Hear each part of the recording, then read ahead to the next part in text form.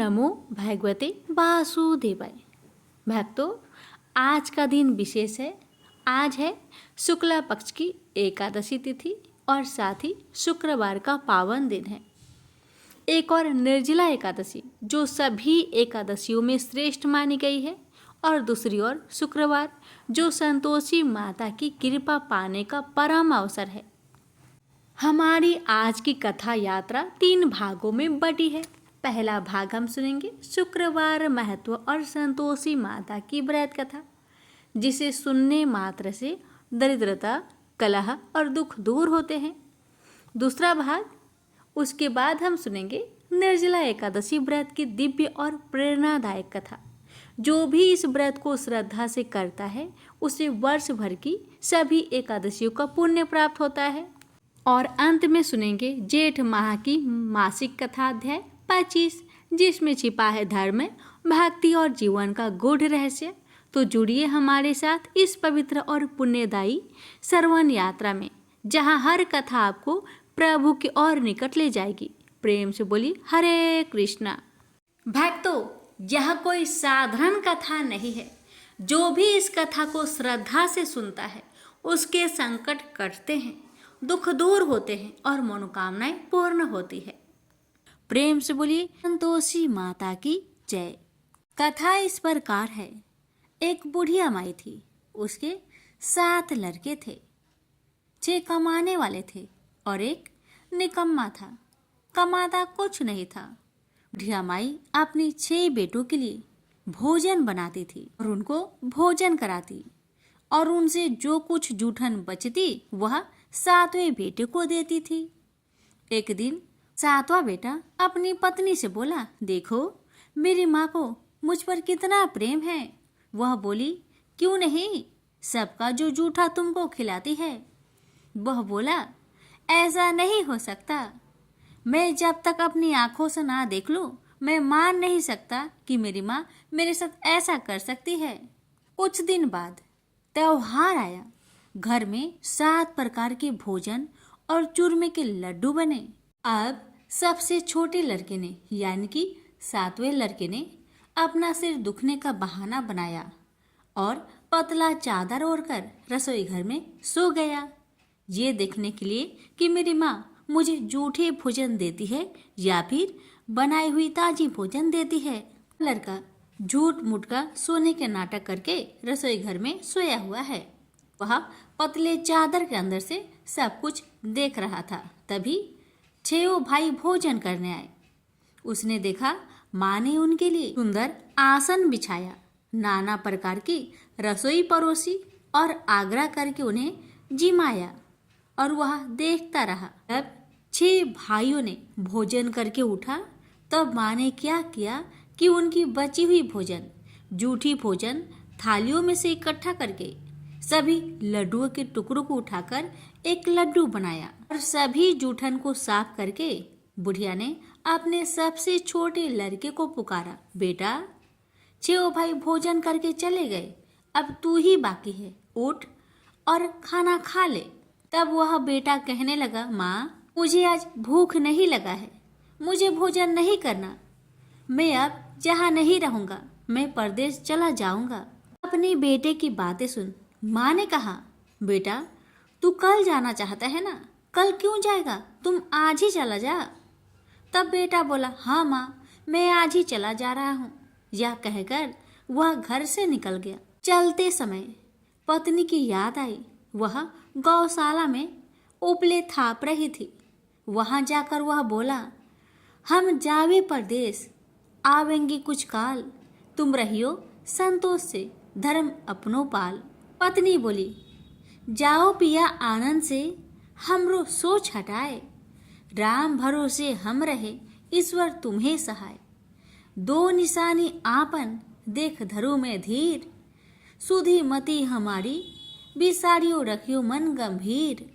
पति बोला, मेरे पास तो कुछ नहीं, यह अंगूठी है, सुले और अपनी कुछ निशानी मुझे भी दे। पत्नी बोली, मेरे पास क्या है, यह गोबर से भरा हाथ।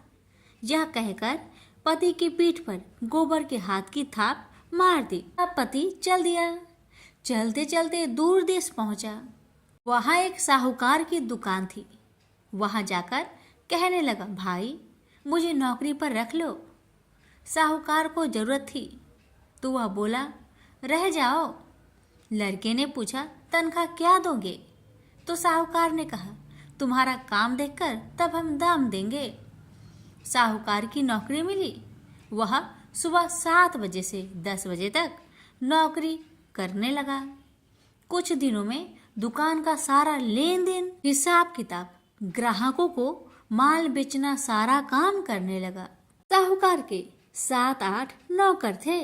वे सब चक्कर खाने लगे। यह तो बहुत होशियार बन गया है।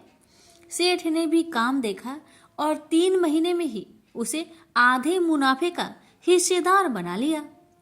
वह कुछ वर्ष में ही नामी सेठ बन गया और मालिक सारा कारोबार उस पर छोड़कर चला गया। इधर पति की अनुपस्थिति में उसकी पत्नी को सास ससुर दुख देने लगे। सारी गृहस्थी का काम करा के उसे लकड़ी लेने जंगल में भेजते हैं। इस बीच घर के आटे से जो भूसी निकलती उसकी रोटी बनाकर रख दी जाती और उसके साथ ही फूटे नारियल की नारेली में पानी। एक दिन वह लकड़ी लेने जा रही थी। रास्ते में बहुत सी स्त्रियां संतोषी माता की व्रत करते दिखाई दी। वह लड़की खड़ी होकर कथा सुनने लगी और पूछा, बहनों तुम किस देवता की व्रत करती हो और उसके करने से क्या फल मिलता है? यदि तुम इस व्रत का विधान मुझे समझाकर कहोगी तो मैं तुम्हारा बड़ा एहसान मानूंगी। तब उनमें से एक स्त्री बोली, सुनो बहन, यह संतोषी माता का व्रत है। इसके करने से निर्धनता, दरिद्रता का नाश होता है और जो कुछ मन में कामना हो सब संतोषी माता की कृपा से पूरी होती है। तब उसने उससे व्रत की विधि पूछी। वह भक्तिनी स्त्री बोली, 1.25 आने का गुड़ चना लेना, इच्छा हो तो 5.25 आने का लेना या फिर 1.25 रुपये का भी सहूलियत के अनुसार लाना। बिना परेशानी और श्रद्धा व प्रेम से जितना भी बन पड़े 1.25 लेना। प्रत्येक शुक्रवार को निराहार रहकर कथा सुनना। इसके बीच कर्म टूटे नहीं, लगातार नियम पालन करते रहना। सुनने वाला कोई ना मिले तो घी का दीपक जला उसके आगे या जल के पात्र के सामने रखकर कथा कहना। जब कार्य सिद्ध ना हो नियम का पालन करना और कार्य सिद्ध हो जाने पर व्रत का उद्यापन करना। 3 मास में माता फल पूरा करती है। यदि किसी के ग्रह खोटे भी हो तो भी माता वर्ष भर में कार्य सिद्ध करती है। फल सिद्ध होने पर उद्यापन कर लेना चाहिए, बीच में नहीं। उद्यापन में 2.5 सेर आटे का खाजा तथा इसी परिमाण में खीर तथा चने का साग करना। 8 लड़कों को भोजन कराना। जहाँ तक मिले देवर जेठ भाई बंधु के हो, न मिले तो रिश्तेदारों और पास पड़ोसियों को बुलाना। उन्हें भोजन करा यथाशक्ति दक्षिणा दे। माता का नियम पूरा करना। उस दिन घर में खटाई न खाना। यह सुन बुढ़िया माई के लड़के की बहू चल दी। रास्ते में लकड़ी की बोझ को बेच दिया और उन पैसों से गुड़ चना ले माता की व्रत की तैयारी कर आगे चली और सामने मंदिर देखकर पूछने लगी, यह मंदिर किसका है? सब कहने लगे, संतोषी माता का मंदिर है। यह सुनकर माता के मंदिर में जाकर चरणों में लौटने लगी। दीन हो विनती करने लगी, माँ मैं निपट अज्ञानी हूँ, व्रत के कुछ भी नियम नहीं जानती, मैं दुखी हूँ। हे माँ जगत जननी मेरा दुख दूर कर, मैं तेरी शरण में आई हूँ। माता को दया आई। एक शुक्रवार बीता कि दूसरे को उसके पति का पत्र आया और तीसरे शुक्रवार को उसका भेजा हुआ पैसा आ पहुंचा। यह देख जेठ जेठानी मुंह सिडोकने लगी। लड़के ताने देने लगे। काकी के पास पत्र आने लगे, रुपया आने लगा। अब तो काकी की खातिर बढ़ेगी। बेचारी सरलता से कहती, भैया कागज आवे रुपया आवे, हम सब के लिए अच्छा है।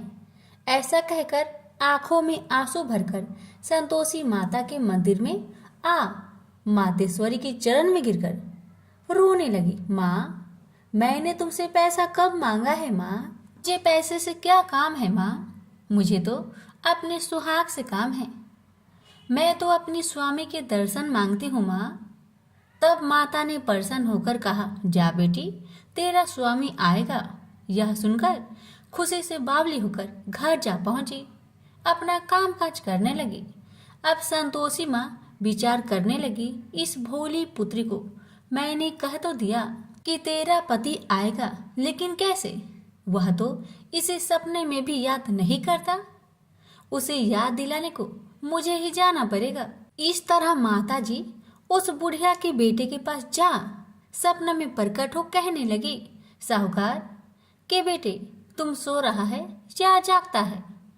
वह कहने लगा, माता मैं सोता भी नहीं जागता भी नहीं, कहो क्या आज्ञा है? माता कहने लगी, तेरे घर बार कुछ है कि नहीं? वह बोला, मेरे पास सब कुछ है माँ। माँ बाप है, पत्नी है, क्या कमी है माँ? माँ बोली, भोले पुत्र, तेरी पत्नी घोर कष्ट उठा रही है, तेरे माँ बाप उसे परेशान कर रहे हैं, वह तेरे लिए तरस रही है, तू उसकी सुधि ले। वह बोला, हाँ माता जी, यह तो मालूम है, परंतु जाऊं तो कैसे? परदेश की बात है, लेन देन का कोई हिसाब नहीं है, कोई जाने का रास्ता भी नहीं आता, कैसे चला जाऊं? माँ कहने लगी, मेरी बात मान, सवेरे नहा धोकर संतोषी माता का नाम ले, घी का दीपक जला, दंडवत कर दुकान पर बैठ, देखते देखते तेरा सारा लेन देन चुक जाएगा, जमा का माल बिक जाएगा, साज होते होते धन का भारी ढेर लग जाएगा। माता की बात मानकर वह नहा धोकर संतोषी माता को दंडवत घी का दीपक जला, थोड़ी देर में देने वाले रुपए लाने लगे, लेने वाले हिसाब लेने लगे, कोठे में भरे सामान की खरीदारी नगद दाम में दे सौदा करने लगे। शाम तक धन का भारी ढेर लग गया। मन में माता का नाम ले चमत्कार देख प्रसन्न होकर घर ले जाने के वास्ते गहना कपड़ा सामान खरीदने लगा। यह काम से निपट तुरंत घर को रवाना हुआ। उधर उसकी पत्नी जंगल में लकड़ी लेने जाती है। लौटते वक्त माता जी के मंदिर में विश्राम करती है। वह तो उसके प्रतिदिन रुकने का जो स्थान ठहरा। धूल उड़ती देख वह माता से पूछती है, हे माता, यह धूल कैसे उड़ रही है? माता कहती है, हे पुत्री, तेरा पति आ रहा है, अब तू ऐसा कर, लकड़ियों के 3 बोझ बना ले, एक नदी के किनारे रख और दूसरा मेरे मंदिर पर, वह तीसरा अपने सिर पर। तेरे पति को लकड़ियों का गट्टर देख मोह पैदा होगा, वह यहाँ रुकेगा, नाश्ता पानी खाकर माँ से मिलने जाएगा। तब तू लकड़ियों का बोझ उठाकर जाना और चौक में गट्टर डालकर जोर से आवाज देकर कहना, लो सासू जी, लकड़ियों का गट्टर लो, भूसी की रोटी दो, नारियल की खोपरे में पानी दो, आज मेहमान कौन आया है? माता जी बहुत अच्छा कहकर वह प्रसन्न मन से लकड़ियों के 3 गट्टर बनाई, एक नदी के किनारे पर और एक माता जी के मंदिर पर रखा। इतने में मुसाफिर आ पहुंचा। सूखी लकड़ी देख उसकी इच्छा उत्पन्न हुई कि हम यहीं पर विश्राम करें और भोजन बनाकर खा पीकर गांव जाएं। इसी तरह रुककर भोजन बना, विश्राम करके गांव को गया, सबसे प्रेम से मिला। उसी समय सिर पर लकड़ी का गट्टर लिए वह उतावली सी आती है, लकड़ियों का भारी बोझ आंगन में डालकर जोर से 3 आवाज देती है, लो सासू जी, लकड़ियों का गट्टर लो, भूसी की रोटी दो, आज मेहमान कौन आया है? यह सुनकर उसकी सास बाहर आकर अपने दिए हुए कष्टों को भुलाने हेतु कहती है, बहू ऐसा क्यों कहती है? तेरा मालिक ही तो आया है, आ बैठ, मीठा भात खा, भोजन कर, कपड़े पहन, गहने पहन।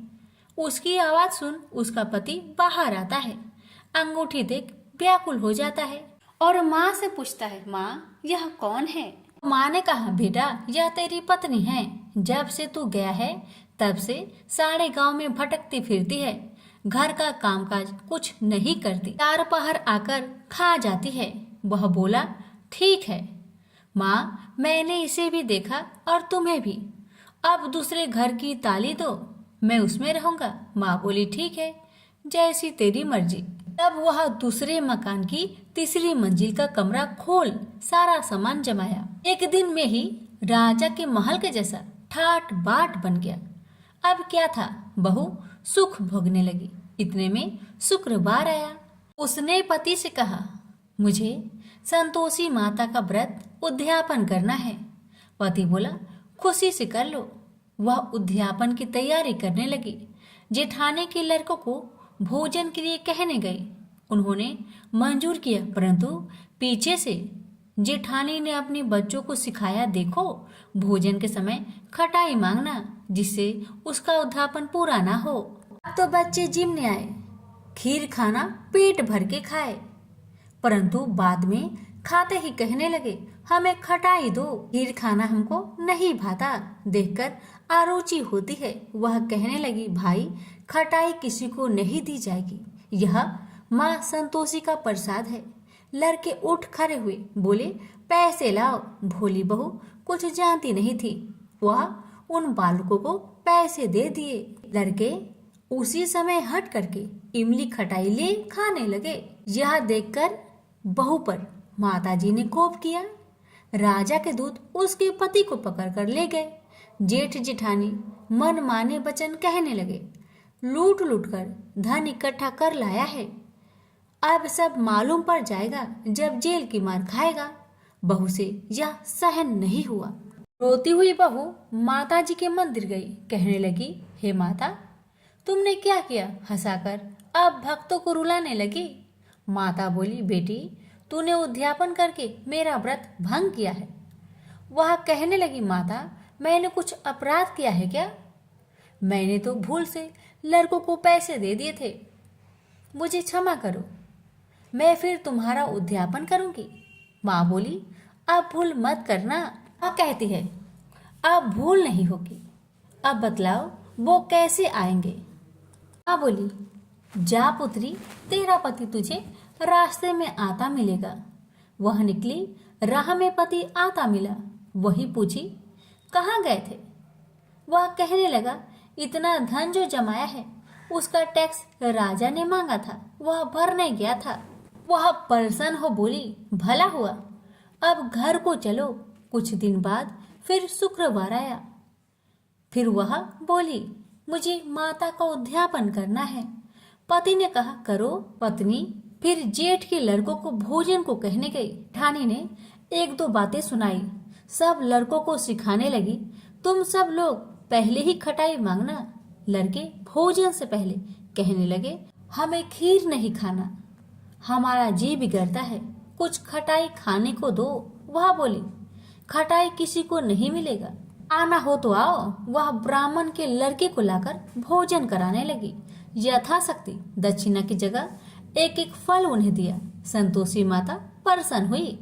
माता की कृपा होते ही 9वें मास में उसके चंद्रमा के समान सुंदर पुत्र प्राप्त हुआ। पुत्र को पाकर प्रतिदिन माताजी के मंदिर में जाने लगी। माँ ने सोचा, यह रोज आती है, आज क्यों न आए, इसके घर चलो। यह विचार कर माता ने भयानक रूप बनाया। गुड़ चने से सना मुख, ऊपर सूर्य के समान होठ, उस पर मक्खियां भीन भीन कर रही थी। दहली पर पैर रखते ही उसकी सास चिल्लाई, देखो रे देखो, कोई चुड़ैल डाकिन चली आ रही है, लड़कों इसे भगाओ नहीं तो किसी को खा जाएगी। लड़के भागने लगे, चिल्लाकर खिड़की बंद करने लगे।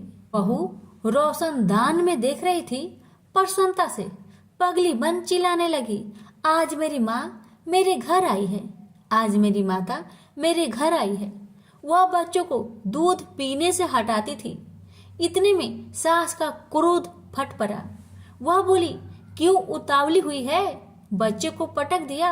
इतने में माँ के प्रताप से लड़के ही लड़के नजर आने लगे। वह बोली, माँ जिसका मैं व्रत करती हूँ, यह वही संतोषी माता है। सबने माता जी के चरण पकड़ लिए और विनती कर कहने लगे, हे माता, हम मूर्ख हैं, अज्ञानी हैं। तुम्हारे व्रत की विधि हम नहीं जानते। व्रत भंग कर हमने बड़ा अपराध किया है।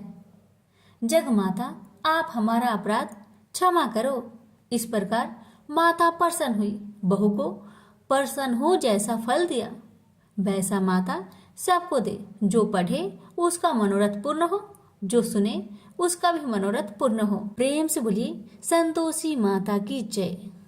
एकादशी की व्रत कथा। प्राचीन काल में रुकमांद नामक एक राजा थे। भगवान विष्णु की आराधना ही उनका जीवन था। वे चराचर जगत में अपने आराध्य भगवान के दर्शन करते तथा पद्मनाभ भगवान की सेवा की भावना से ही अपने राज्य का संचालन करते थे। वे सभी प्राणियों के प्रति क्षमा भाव रखते थे। राजा रुकमांद ने अपने जीवन में अपनी समस्त प्रजा एवं परिवार सहित एकादशी व्रत के अनुष्ठान का नियम धारण कर रखा था। एकादशी के दिन राज्य की ओर से घोषणा होती थी कि आज एकादशी के दिन 8 वर्ष से अधिक और 25 वर्ष से कम आयु वाला जो भी मनुष्य अन्न खाएगा वह राजा की ओर से दंडनीय होगा। एकादशी के दिन सभी लोग गंगा स्नान एवं दान पुण्य करते थे। राजा के धर्म की ध्वजा सर्वत्र फहराने लगी। धर्म के प्रभाव से प्रजा सर्वथा सुखी एवं समृद्ध थी। राजा रुकमांद का गृहस्थ जीवन पूर्ण रूप से सुखमयी था। वे पीतांबरधारी भगवान श्री हरि की आराधना करते हुए मनुष्य लोक के उत्तम भोग भोग रहे थे। उनकी पतिव्रता पत्नी संध्यावली साक्षात भगवती लक्ष्मी का दूसरा रूप थी। वह सभी दृष्टि से पति का सुख संपादन करने में आदित्य थी। पति का सुख ही रानी संध्यावली का जीवन था। पति की सेवा वह अपने हाथों से करती थी। का पुत्र धर्मागत गुणों में अपने पिता के अनुरूप ही था। उसकी भी बुद्धि भगवान श्री हरि की चरणों में लग गई थी। वह अपने माता पिता का आज्ञाकारी था। उसमें राज्य संचालन की पूर्व योग्यता थी तथा मदिरा एवं जुआ आदि कोई दुर्व्यसन न थी। वह भी प्रजा पालक एवं प्रजा की रक्षा में सदा तत्पर रहता था। राजा रुकमांद ने अपने पुत्र धर्मागध के गुणों से प्रसन्न हो राज्य संचार का भार उसके कंधों पर देना आरंभ कर दिया। श्री विष्णु जी की आराधना एवं एकादशी व्रत के प्रभाव से राजा से समस्त प्रजा सुखी थी। मृत्यु के पश्चात सभी बैकुंठ धाम में जाने लगे। नरक के द्वार तक कोई नहीं जाता था। संपूर्ण नरक सूना हो गया। सूर्यपुत्र यमराज एवं चित्रगुप्त के लिए कोई कार्य रहा ही नहीं। जब सभी प्रजाजन बैकुंठ जाने लगे तब यमराज किन्हें दंड दे और चित्रगुप्त किनके कार्य का हिसाब रखे। अंत में ब्रह्मा जी की सभा में पहुंचे। उन्होंने ब्रह्मा जी से राजा रुकमांद के प्रभाव का वर्णन करते हुए कहा, पितामह, भगवान विष्णु की आराधना एवं एकादशी व्रत के प्रभाव से समस्त प्राणी बैकुंठ धाम को प्राप्त हो रहे हैं। नरक में कोई प्राणी नहीं आ रहा है। लंबे समय से हम लोग व्यर्थ बैठे हैं। यह सुनकर ब्रह्मा जी को अत्यंत प्रसन्नता हुई। वे मन ही मन भक्तराज रुकमांद को नमन करने लगे। ब्रह्मा जी रुकमांद की ऐसी अद्भुत महिमा को और बढ़ाना चाहते थे। उन्होंने अपने मन के संकल्प से एक अत्यंत सुंदर एवं लावण्यवती नारी को प्रकट किया। उस नारी का नाम मोहिनी था। वह संसार की सभी सुंदरियों में श्रेष्ठ व रूप वैभव से संपन्न थी। एक दिन राजा रुकमांद वन भ्रमण के लिए निकले हुए थे। उसी वन में वह मोहिनी अत्यंत मधुर बीना बजा रही थी। उस रूप राशि को देखकर राजा रुकमांद मोहित हो गए। राजा ने मोहिनी से परिणय की याचना की। मोहिनी ने मुस्कुराते हुए एक शर्त रखी कि जिस समय पर मैं जो कहूँ आपको उसका पालन करना होगा। राजा ने मोह के वशीभूत होकर वह शर्त स्वीकार कर ली और वे मोहिनी के साथ अपनी राजधानी लौट आए। यहाँ वे मोहिनी के साथ सुख से समय व्यतीत करने लगे। युवराज धर्मागध ने शासन प्रबंध की पूर्ण योग्यता प्राप्त कर ली थी। उसने भूमंडल के सभी मंडलों को जीतकर उन पर अपना शासन जमा लिया था।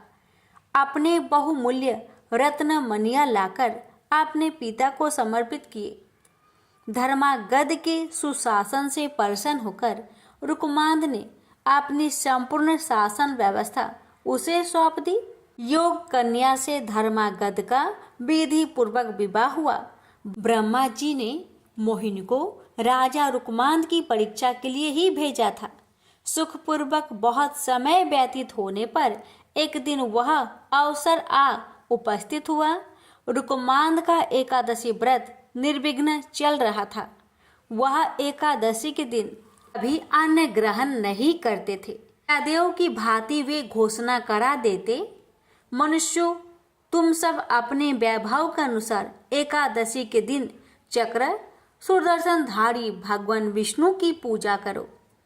वस्त्र उत्तम, चंदन, रोली, पुष्प, धूप, दीप तथा हृदय को अत्यंत प्रिय लगने वाले सुंदर फल एवं उत्तम गंध के द्वारा भगवान श्री हरि के चरणारविंदों की अर्चना करो।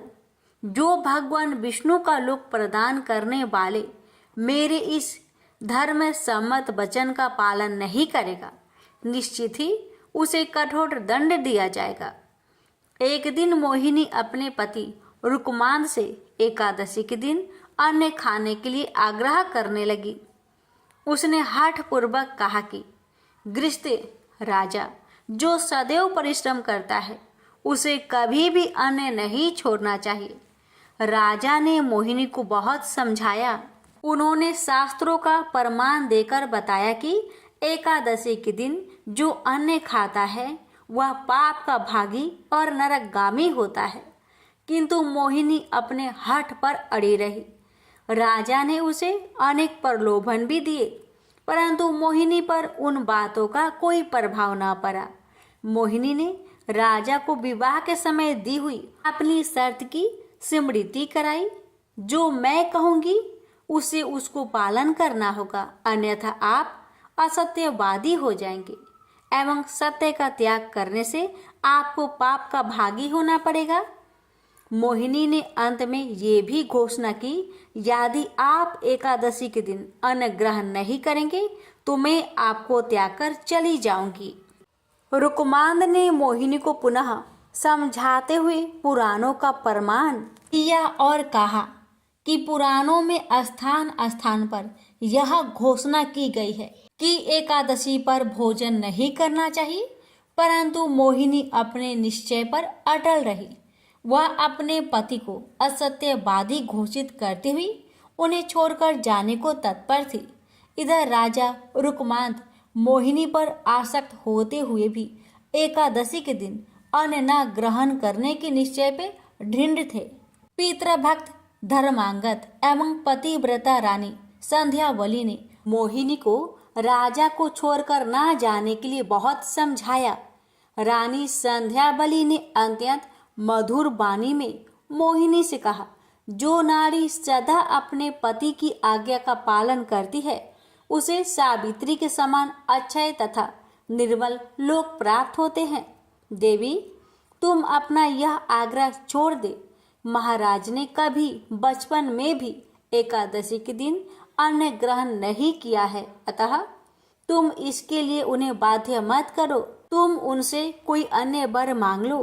देवी, जो वचन से और शपथ दोष से पति को विवश करके उनसे न करने योग्य कार्य करा लेती है, वह पाप परायणता नारी नरक में निवास करती है। वह भयंकर नरक से निकलने के पश्चात 12 जन्मों तक सुकड़ी की योनि में जन्म लेती है, तत्पश्चात चंडाली होती है।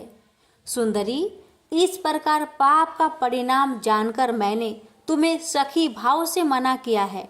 धर्म की इच्छा रखने वाले मनुष्य को उचित है कि वह शत्रु को भी अच्छी बुद्धि, उचित परामर्श दे। सुंदरी, जिस पत्नी के पति उसके व्यवहार से दुखी होते हैं, वह समृद्धिशालिनी हो तो भी उस पापनी की अधोगति ही कही गई है। वह 17 युगों तक पुई नामक नरक में पड़ी रहती है। वह तत्पश्चात 7 जन्मों तक छुछुंदर होती है, तदंतर काक योनि में जन्म लेती है। स्त्रियों के लिए एकमात्र पति के सिवा संसार में दूसरा कौन देवता है? इतनी अच्छी बातें सुनने पर भी मोहिनी की बुद्धि शुद्ध नहीं हुई। उसकी भाभी उसके सिर पर नाच रही थी। जगत को अच्छी शिक्षा मिलने वाली थी। मोहिनी की दुर्दशा होनी ही थी। रानी संध्या बलि की बातें सुनकर दुष्ट हरिदिया मोहिनी ने अपनी एक नई शर्त रखी। राजा रुकमांद अपने हाथों से अपने पुत्र धर्मागध की सिर काटकर भेंट करे अथवा एकादशी के दिन का अन्न ग्रहण करे, तभी उनके सत्य की रक्षा हो सकती है। राजा रुकमांद मोहिनी की नई शर्त सुनकर अर्ध मूर्छित से होने लगे। मूर्ख मोहिनी को अपनी भाभी दुर्दशा का किंचित मात्र भी विचार नहीं था। वह अपने पति को अनेक समझाने एवं अनुनय विनय करने पर भी कुछ ध्यान न देकर अपने हठ पर अड़ी रही। अंत में धर्मागध एवं रानी संध्या बलि ने महाराजा रुकमान से प्रार्थना करके उन्हें सत्य की रक्षा के लिए राजी किया। सत्य की महिमा विलक्षण है। राजा रुकमांद हाथ में तलवार लेकर धर्मागध का सिर काटने के लिए उद्धत हुए। धर्मागध ने भक्ति पूर्वक माता पिता के चरणों में सिर टेक कर प्रणाम किया और भगवान विष्णु के ध्यान में मग्न हो तलवार की धार के सामने अपना सिर धरती पर रख दिया। कृपालु भगवान विष्णु राजा रुकमांद, रानी संध्या बलि एवं धर्मागध की धैर्य देख रहे थे। चमचमाती तलवार जैसे ही धर्मागध के सिर को छूने वाली थी, तैसे ही भगवान श्री हरि ने प्रकट होकर राजा का हाथ पकड़ लिया। उस अद्भुत दृश्य को देवगण भी देख रहे थे। उनके देखते देखते महात्मा नरेश, रानी संध्या बलि एवं पुत्र धर्मागध के साथ भगवान विष्णु में सशरीर विलीन हो गए। क्रूर हृदया मोहिनी भी यह दृश्य देख रही थी। राजा के पुरोहित बसु से यह सब देखा नहीं गया। उनके संकल्प से दुष्टा मोहिनी वही भस्म में हो गई। प्रेम से बोलिए जय श्री हरि। कथा को जो भी भक्त एकादशी के दिन श्रद्धा भाव से श्रवण करता है, उस भक्त की हर मनोकामना विष्णु भगवान अवश्य ही पूरी करते हैं। भक्तों, सूत जी कहते हैं, राजधानी में पहुंचने पर राजा परीक्षित को अपने उस निंदनीय कर्म के लिए बड़ा पश्चाताप हुआ। वे अत्यंत उदास हो गए और सोचने लगे, मैंने निरपराध एवं अपना तेज छिपाए हुए ब्राह्मण के साथ अन्याय पुरुषों के समान बड़ा नीच व्यवहार किया। यह बड़े खेद की बात है। अवश्य ही उन महात्मा के अपमान के फलस्वरूप शीघ्र से शीघ्र मुझ पर कोई घोर विपत्ति आवेगी। मैं भी ऐसा ही चाहता हूं, क्योंकि उससे मेरे पाप का प्रायश्चित हो जाएगा और फिर कभी भी ऐसा काम करने का दुस्साहस नहीं करूंगा। ब्राह्मणों की क्रोध अग्नि आज ही मेरे राज्य, सेना और भरे पूरे खजाने को जलाकर खाक कर दे, जिससे फिर कभी मुझ दुष्ट की ब्राह्मण, देवता और गौओं के प्रति ऐसी पाप बुद्धि ना हो। वे इस प्रकार चिंता कर ही रहे थे कि उन्हें मालूम हुआ ऋषि कुमार के श्राप से तक्षक मुझे डसेगा उन्हें वह धधकती हुई आग के समान तक्षक का डसना बहुत भला मालूम हुआ। उन्होंने सोचा कि बहुत दिनों से मैं संसार में आसक्त हो रहा था, अब शीघ्र ही वैराग्य होने का कारण प्राप्त हो गया। वे इस लोक और परलोक के भोगों को तो पहले ही तुच्छ और त्याज्य समझते थे। अब उनका स्वरूपतः त्याग करके भगवान श्री कृष्ण के चरण कमलों की सेवा को ही सर्वोपरि मानकर आमरण अनशन व्रत लेकर वे गंगा तट पर बैठ गए। गंगा जी का जल भगवान श्री कृष्ण के चरण कमलों का वह पराग लेकर प्रवाहित होता है जो श्रीमती तुलसी जी की गंध से मिश्रित है। यही कारण है कि वे लोकपालकों के सहित ऊपर नीचे के समस्त लोगों को पवित्र करती है। कौन सा ऐसा मरणासन पुरुष होगा जो उनका सेवन ना करेगा। इस प्रकार गंगा जी के तट पर आमरण अनशन का निश्चय करके उन्होंने समस्त आसक्तियों का परित्याग कर दिया और वे मुनियों का व्रत स्वीकार करके अनन्य भाव से श्री कृष्ण के चरण कमलों का ध्यान करने लगे। उस समय त्रिलोकी को पवित्र करने वाले बड़े बड़े महानुभाव ऋषि मुनि अपने शिष्य के साथ वहां पधारे। संतजन प्राय तीर्थ यात्रा के बहाने स्वयं उन तीर्थ स्थानों को ही पवित्र करते हैं।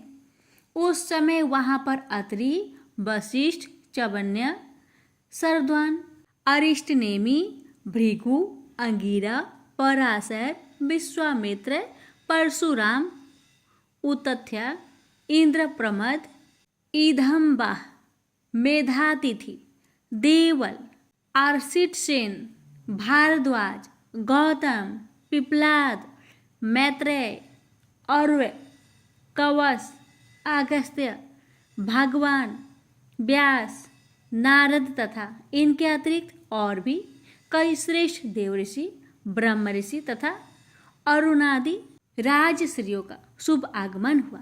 इस प्रकार विभिन्न गोत्र के मुख्य मुख्य ऋषियों को एकत्र देखकर राजा ने सबका यथोयज्ञ सत्कार किया और उनके चरणों पर सिर रखकर वंदना की।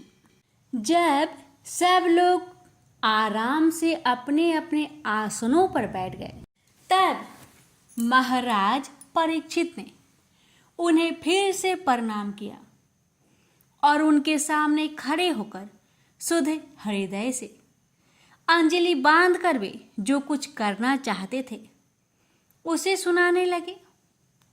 राजा परीक्षित ने कहा, अहो, समस्त राजाओं में हम धन्य हैं, धन्यतम हैं, क्योंकि अपने शील स्वभाव के कारण हम आप महापुरुष के कृपा पात्र बन गए हैं। राजवंश के लोग प्राय निंदित कर्म करने के कारण ब्राह्मणों के चरण धोवन से दूर पड़ जाते हैं। यह कितनी खेद की बात है। मैं भी राजा ही हूँ। निरंतर देह गेह में आसक्त रहने के कारण मैं भी पाप रूप ही हो गया हूँ। इसी से स्वयं भगवान ही ब्राह्मण के श्राप के रूप में मुझ पर कृपा करने के लिए पधारे हैं। यह श्राप वैराग्य उत्पन्न करने वाला है, क्योंकि इस प्रकार के श्राप से संसारासक्त पुरुष भयभीत होकर विरक्त हो जाया करते हैं। ब्राह्मणों, अब मैंने अपने चित्त को भगवान के चरणों में समर्पित कर दिया है। आप लोग और माँ गंगा जी शरणागत जानकर मुझ पर अनुग्रह करें। ब्राह्मण कुमार के श्राप से प्रेरित कोई दूसरा कपट से तक्षक का रूप धरकर मुझे डस ले अथवा स्वयं तक्षक आकर डस ले, इसकी मुझे तनिक भी परवाह नहीं है। आप लोग कृपा करके भगवान की रसमयी लीलाओं का गायन करें। मैं आप ब्राह्मणों के चरणों में प्रणाम करके पुनः यही प्रार्थना करता हूँ कि मुझे कर्मवश चाहे जिस योनि में जन्म लेना पड़े, भगवान श्री कृष्ण के चरणों में मेरा अनुराग हो। उनके चरणाश्रित महात्माओं से विशेष प्रीति हो और जगत के समस्त प्राणियों के प्रति मेरी एक सी मैत्री रहे, ऐसा आप आशीर्वाद दीजिए। महाराज परीक्षित परम धीर थे। वे ऐसा दृढ़ निश्चय करके गंगा जी के दक्षिण तट पर पूर्वाग कुश के आसन पर उत्तरमुख होकर बैठ गए। राजकाज का भार तो उन्होंने पहले ही अपने पुत्र जन्मेजय को सौंप दिया था। पृथ्वी के एक छत्र सम्राट परीक्षित जब इस प्रकार आमरण अनशन का निश्चय करके बैठ गए, तब आकाश में स्थित देवता लोग बड़े आनंद से उनकी प्रशंसा करते हुए वहां पृथ्वी पर पुष्पों की वर्षा करने लगे तथा उनके नगारे बार बार बजने लगे। सभी उपस्थित महर्षियों ने परीक्षित के निश्चय की प्रशंसा की और साधु साधु कहकर उनका अनुमोदन किया। ऋषि लोग तो स्वभाव से ही लोगों पर अनुग्रह की वर्षा करते रहते हैं। यही नहीं, उनकी सारी शक्ति लोग पर कृपा करने के लिए ही होती है। उन लोगों ने भगवान श्री कृष्ण के गुणों से प्रभावित परीक्षित के प्रति उनके अनुरूप वचन कहे। राज शिरोमणे, भगवान श्री कृष्ण के सेवक और अनुयायी, आप पांडु वंशियों के लिए यह कोई आश्चर्य की बात नहीं है, क्योंकि आप लोगों ने भगवान की सानिधि प्राप्त करने की आकांक्षा से उस राज सिंहासन का एक क्षण में ही परित्याग कर दिया, जिसकी सेवा बड़े बड़े राजा अपने मुकुटों से करते थे। हम सब तब तक यही रहेंगे जब तक ये भगवान के परम भक्त परीक्षित अपने नश्वर शरीर को छोड़कर माया दोष एवं शोक से रहित होकर भागवत में नहीं चले जाते। ऋषियों के ये वचन बड़े ही मधुर, गंभीर, सत्य और समता से युक्त है। उन्हें सुनकर राजा परीक्षित ने उन योग युक्त मुनियों का अभिनंदन किया और भगवान के मनोहर चरित्र सुनने की इच्छा से ऋषियों से प्रार्थना की, महात्माओं, आप सभी सब ओर से यहाँ पधारे हैं। आप सत्यलोक में रहने वाले मूर्तिमान वेदों के समान हैं। आप लोगों का दूसरों पर अनुग्रह करने के अतिरिक्त जो आपका सहज स्वभाव ही है, इस लोक या परलोक में और कोई स्वार्थ नहीं है। वृपवरों, आप लोगों पर पूर्व विश्वास करके मैं अपने कर्तव्य के संबंध में यह पूछने योग्य प्रश्न करता हूँ। आप सभी विद्वान परस्पर विचार करके बतलाइए कि सबके लिए सब अवस्थाओं में और विशेष करके थोड़े ही समय में मरने वाले पुरुषों के लिए अंतकरण और शरीर से करने योग्य विशुद्ध कर्म कौन सा है। उसी समय पृथ्वी पर स्वेच्छा से विचरण करते हुए किसी की कोई अपेक्षा न रखने वाले व्यास नंदन भगवान श्री सुखदेव जी महाराज वहां प्रकट हो गए। वे वर्ण अथवा आश्रम के ब्रह्म चिन्हों से रहित एवं आत्मा अनुभूतियों में संतुष्ट थे। बच्चों और स्त्रियों ने उन्हें घेर रखा था। उनका वेश अवधूत का था। 16 वर्ष की अवस्था थी। चरण, हाथ, जंघा, भुजाएं, कंधे, कपोल और अन्य सब अंग अत्यंत सुकुमार थे। नेत्र बड़े बड़े और मनोहर थे। नासिका कुछ ऊंची थी। कान बराबर थे। सुंदर भौहें थी। इनसे मुख बड़ा ही शोभ्यमान हो रहा था। गला तो मानो सुंदर शंख ही था। हंसली ढकी हुई, छाती चौड़ी और उभरी हुई, नाभि भंवर के समान गहरी तथा उदर बड़ा ही सुंदर त्रिलोक से युक्त था। लंबी लंबी भुजाएं थी। मुख पर घुंघराले बाल बिखरे हुए थे। इस दिगंबर भेष में वे श्रेष्ठ देवता के समान तेजस्वी जान पड़ते थे। श्याम रंग था, चित्त को चुराने वाली भरी जवानी थी। वे शरीर की छटा और मधुर मुस्कान से स्त्रियों को सदा ही मनोहर जान पड़ते थे। यद्यपि उन्होंने अपने तेज को छिपा रखा था, फिर भी उनके लक्षण जानने वाले मुनियों ने उन्हें पहचान लिया और वे सब के सब अपने अपने आसन छोड़कर उनके सम्मान के लिए उठ खड़े हुए। राजा परीक्षित ने अतिथि रूप से पधारे हुए श्री सुखदेव जी को सिर झुकाकर प्रणाम किया और उनकी पूजा की। उनके रूप को न जानने वाले बच्चे और स्त्रियां उनकी यह महिमा देखकर वहां से लौट गए। सबके द्वारा सम्मानित होकर श्री सुखदेव जी श्रेष्ठ आसन पर विराजमान हुए। ग्रह, नक्षत्र और तारों से घिरे हुए चंद्रमा के समान ब्रह्म ऋषि, देव ऋषि और राज ऋषियों के समूह से आवृत श्री सुखदेव जी अत्यंत शोभ्यमान हुए। वास्तव में वे महात्माओं के भी आदरणीय थे। जब प्रखर बुद्धि श्री सुखदेव जी शांत भाव से बैठ गए, तब भगवान के परम भक्त परीक्षित ने उनके समीप आकर और चरणों पर सिर रखकर प्रणाम किया। फिर खड़े होकर हाथ जोड़कर नमस्कार किया। उसके पश्चात बड़ी मधुर वाणी से उनसे यह पूछा। परीक्षित ने कहा, ब्रह्म स्वरूप भगवान, आज हम बर भागी हुए, क्योंकि अपराधी क्षत्रिय होने पर भी हमें संत समागम का अधिकारी समझा गया। आज कृपा पूर्वक अतिथि रूप से पधारकर आपने हमें तीर्थ के तुल्य पवित्र बना दिया। आप जैसे महात्माओं के स्मरण मात्र से ही गृहस्थों के घर तत्काल पवित्र हो जाते हैं। फिर दर्शन, स्पर्श, पाद प्रक्षालन और आसन, दान आदि सुअवसर मिलने पर तो कहना ही क्या है। महायोगिन जैसे भगवान विष्णु के सामने दैत्य लोग नहीं ठहरते, वैसे ही आपकी सानिध्य से बड़े बड़े पाप भी तुरंत नष्ट हो जाते हैं। अवश्य ही पांडवों के सुहृद भगवान श्री कृष्ण मुझ पर अत्यंत प्रसन्न हैं। उन्होंने अपने फुफेरे भाइयों की प्रसन्नता के लिए उन्हीं के कुल में उत्पन्न हुए मेरे साथ भी अपनेपन का व्यवहार किया।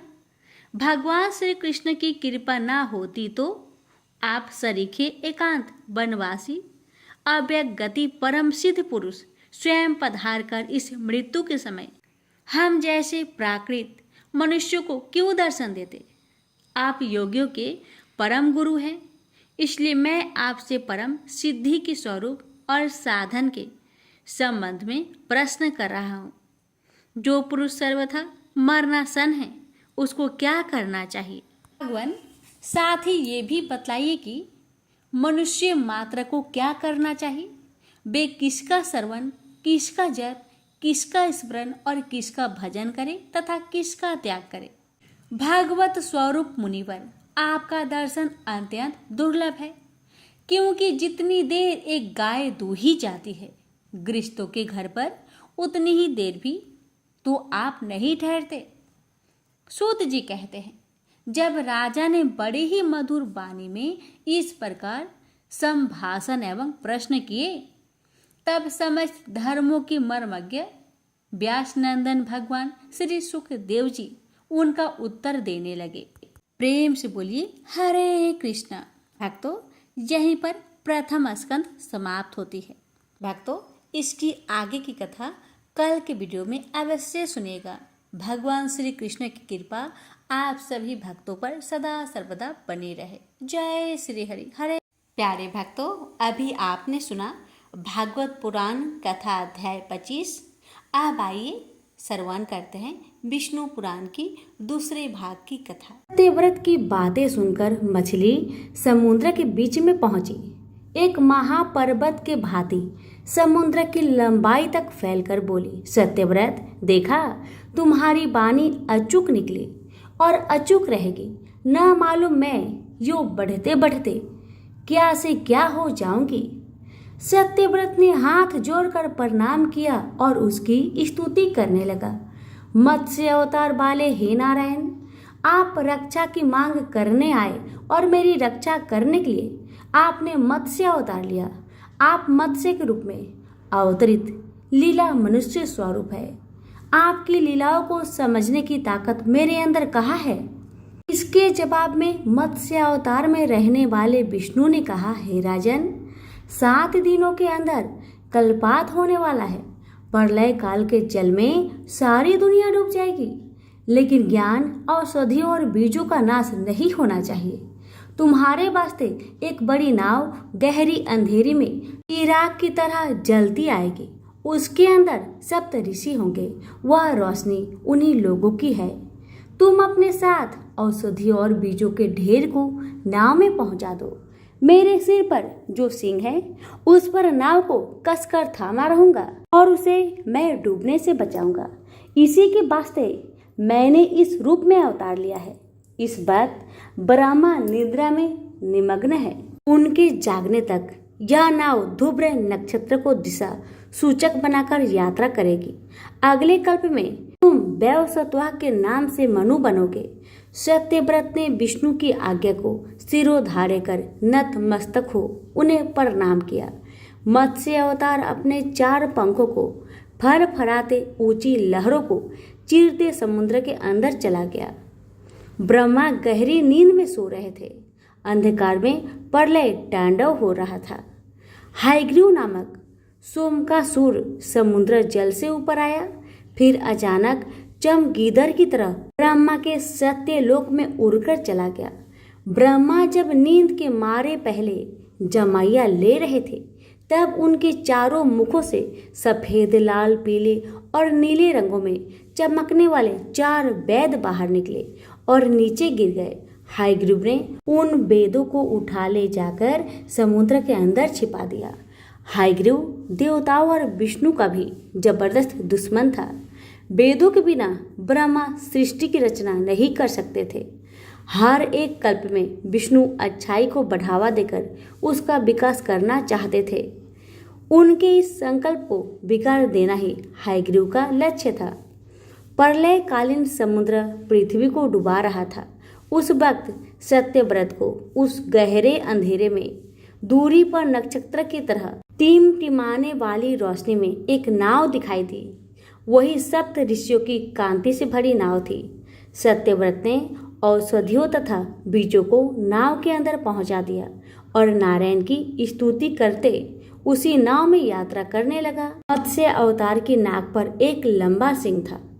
नक्षत्र की तरह चमकने वाले उस सिंह से लपेटकर एक महासर्प प्रलयकालीन आंधी को निकल रहा था। मत्स्य अवतार अपने पंखों से लहरों को रोकते समुद्र को चीरते नाव को सुरक्षित ले जा रहा था। ध्रुव नक्षत्र को मार्गदर्शन बनाकर वह नाव फूल की तरह तीरते आगे बढ़ रही थी। समुद्र के गर्भ में छिपाए गए वेदों का पहरा देते सोमकासुर समुद्र के भीतर टहल रहा था। चारों वेद 4 शिशुओं के रूप में बदलकर किलकारियां कर रहे थे। मत्स्य अवतार वेदों की खोज करते हुए आगे चल पड़ा। मत्स्य अवतार को देखते ही सोमकासुर घबरा गया। फिर भी हिम्मत बटोरकर वह अपना कांटों वाला गद्दा हाथ में लेकर जूझ पड़ा। उस समय तक विष्णु का अवतार मत्स्य के रूप में कमर तक हो गया था। उसमें चारों हाथ निकल आए थे। देखते देखते मत्स्य अवतार और सोमकासुर के बीच भीषण लड़ाई छिड़ गई। सोमकासुर समुद्र जल में पहुंचकर भागने लगा। इस पर विष्णु ने अपने चक्र से उसके टुकड़े टुकड़े कर दिए। विष्णु शिशुओं के रूप में स्थित वेदों को अपनी बग में दबाकर पानी के ऊपर आ गए। वे चारों शिशु विष्णु के कंठहार में शोभा देने वाले त्रिवत्स तथा कोषधुप मणियों के साथ नन्हे हाथों से खेलते हुए किलकारियां मार रहे थे। चारों बच्चे सफेद, लाल, पीले व नीले रंग की कांतियों से चमक रहे थे। विष्णु के हाथों में शंख और चक्र शोभ्यमान थे। विष्णु के मत्स्य अवतार को देख ऋषि और सत्यव्रत तन्मय हो हाथ उठाकर उनकी स्तुति करने लगे। प्रलय तांडव शांत हो गया था। जहां तहां भूमि दिखाई देने लगी थी। नाव भी अपने लक्ष्य पर पहुंच गई। ब्रह्मा के लिए दिन और रात का समय बराबर था। उनकी निद्रा का समय पूरा होने को था। आसमान में प्रकाश की किरण फूट रही थी। नया कल्प शुरू हो रहा था। सरस्वती देवी पहले जाग उठी। उन्होंने अपनी वीणा पर भूपाल राग का आलाप किया। ब्रह्मा जाग उठे। उन्हें लगा कि उनके चारों सिरों में कोई अशांति फैली है। फिर परख कर देखा तो वेद गायब थे। इसी चिंता में ब्रह्मा कुछ परेशान थे। तभी विष्णु ने मत्स्य अवतार में प्रत्यक्ष हो उनके हाथ में वेद सौंप दिए। ब्रह्मा ने विष्णु के मत्स्य अवतार को जी भरकर देखा। तब अपने हाथ जोड़कर चारों मुखों से उनकी स्तुति की। हे नारायण, जो व्यक्ति आपके मत्स्य अवतार का ध्यान करता है उसकी सारी विपदाएं इस तरह हट जाएगी जैसे प्रलय के रूप में उपस्थित सारी विपदाएं दूर हो जाती है और उनका अज्ञान रूपी अंधकार हट जाएगा। विष्णु के द्वारा मत्स्य अवतार लेने का कार्य सफल हो गया। इसलिए वे अंतर ध्यान होकर अपने निवास वैकुंठ में पहुंचे। ब्रह्मा ने वेद लेकर सृष्टि की रचना शुरू की। सत्यव्रत, श्रद्धादेव, वैवस्वत के नाम से मनु हुए। सप्तऋषि आसमान में अपने अपने स्थानों में पहुंचकर सप्तऋषि मंडल के रूप में प्रकाशित होते हुए धूबरी की प्रदक्षिणा करते घूमने लगे। यो सूत महर्षि ने कहानी सुनाई। इस पर मुनियों ने पूछा, सूत महर्षि, हम लोग ध्रुव की कहानी सुनना चाहते हैं। सूत मुनि यो सुनाने लगे, इस विशाल विश्व में सबसे ज्यादा ऊंचा स्थान ही ध्रुव मंडल है। वही विश्व स्वरूप विष्णु के सिर का स्थान है। ऐसा ऊंचा स्थान पाने वाला ध्रुव उत्तानपाद नामक एक राजा के पुत्र थे। ध्रुव की माता सुनीति राजा उत्तानपाद की ज्येष्ठ पत्नी थी। सुरुचि छोटी रानी थी। राजा सुरुचि को ज्यादा प्यार करते थे। एक दिन राजा उत्तानपाद छोटी रानी सुरुचि के पुत्र उत्तम को अपनी जांग पर बैठाकर प्यार जता रहे थे। तभी वहां पर ध्रुव आ गया। उनके मन में भी अपने पिता की जांग पर बैठने की इच्छा थी। वह बड़ी लालसा से अपने पिता की आंखों में देखता रहा। उस वक्त सुरुचि वहीं पर थी। राजा सुरुचि से डरकर ध्रुव को देखकर भी अनदेखा सा कर दिए।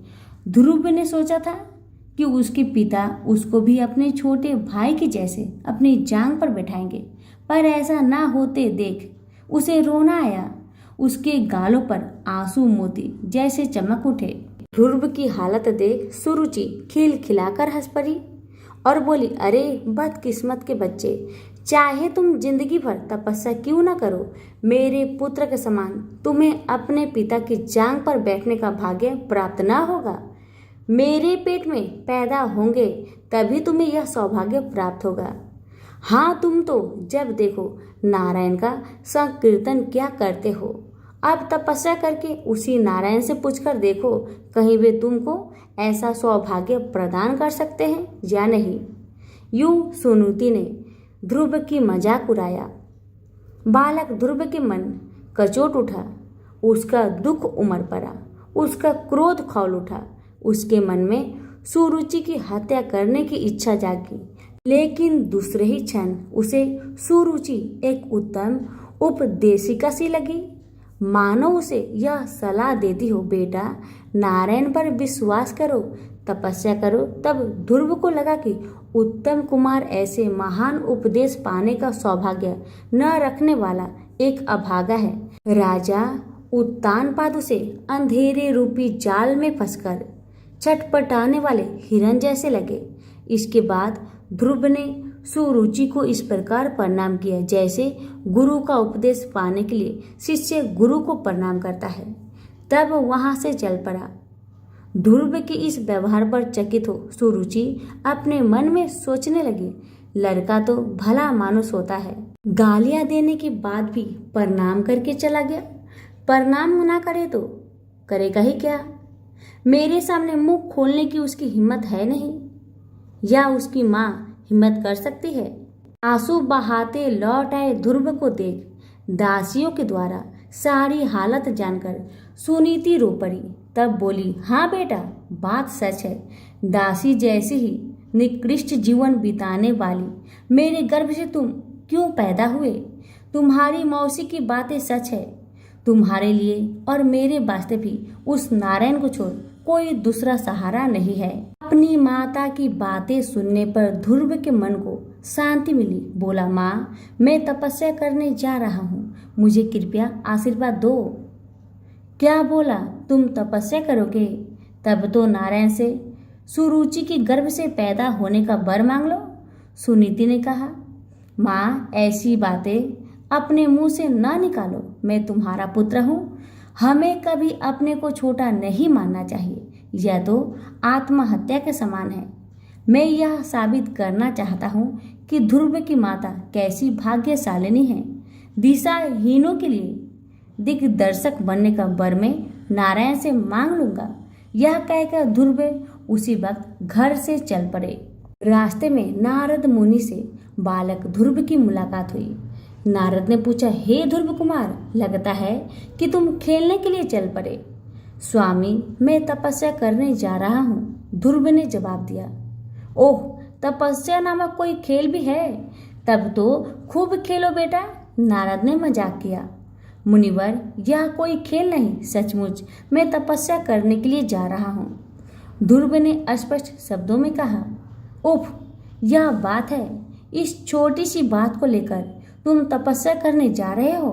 मेरे साथ चलो, मैं देखूंगा कि तुम्हारे पिता तुमको अपनी जांग पर क्यों नहीं बैठाते। नारद ने कहा, स्वामी, मैं किसी की दया नहीं चाहता, सबसे उत्तम नारायण का अनुग्रह मुझे चाहिए। इसी वास्ते मैं तपस्या करने के लिए जंगल में जा रहा हूँ, ध्रुव ने कहा। तपस्या करना कोई हंसी खेल की बात नहीं बेटा। जंगल में शेर, बाघ वगैरह बहुत खूंखार जानवर होते हैं। धूप, जाड़ा और बरसात का सामना करना पड़ता है। मेरी बात मानकर घर चलो, नारद जी ने समझाया। मुनिवर, मैं क्षत्रिय हूँ, अपमान सहते हुए जिंदा नहीं रह सकता। क्या आप मुझे कायरता की दवा पिलाने आए हैं? ध्रुव ने पूछा। बेटा ध्रुव, मैंने तुम्हारा दृढ़ निश्चय जानने के लिए ही ये बातें कही है। एक जमाने में मैं भी अनाथ बालक बनकर अनेक अपमान और अत्याचारों का शिकार हो अंत में तपस्या की थी। तुम मधुबन में जाकर ओम नमो नारायण आप करते तपस्या करो, मैं तुमको आशीर्वाद देता हूँ। अपने कार्य में सफल होकर लौट आओ, नारद ने समझाया। ये बातें सूत मुनि के मुंह से सुनकर मुनियों ने पूछा, मुनिद्र, नारद ने अपमान और अत्याचार का सामना कैसे किया? नारद का वृत्तांत सुनने का कौतूहल हमारे मन में पैदा हो रहा है। सभी प्रेम से बोलिए, लक्ष्मी नारायण की जय। यहीं पर हमारी विष्णु पुराण कथा भाग 2 समाप्त हुआ। अब अगली वीडियो में सुनेंगे विष्णु पुराण कथा भाग 3। धन्यवाद।